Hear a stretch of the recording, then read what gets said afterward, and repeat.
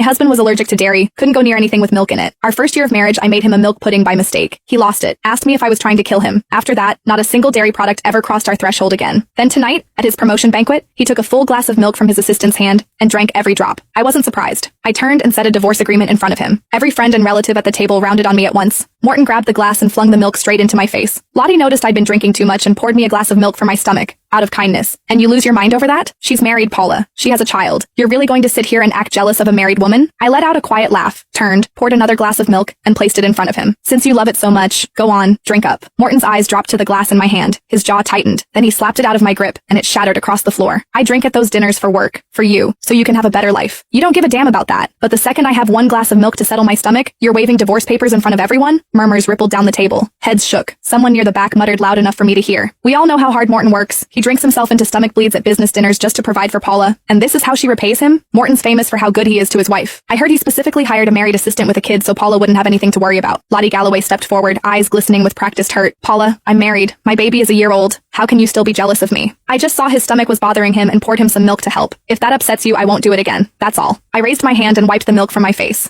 The sour sweet smell punched into my nose and my stomach rolled. I slapped the divorce papers flat on the table. Once we're divorced, you can pour him milk any way you want. It'll be none of my business. When Morton saw I meant it, he snatched the papers from my hands, ripped them down the middle, and threw the halves on the floor, his face dark with fury. I'm not agreeing to a divorce. This is all because I drank a glass of milk Lottie poured? Fine. I won't touch anything she gives me ever again. Happy now? Today is my promotion banquet. Do you have to keep going until you've wrecked it for everyone? Vivian Henson walked over and gave my shoulder a little pat, the way you'd comfort a child throwing a tantrum.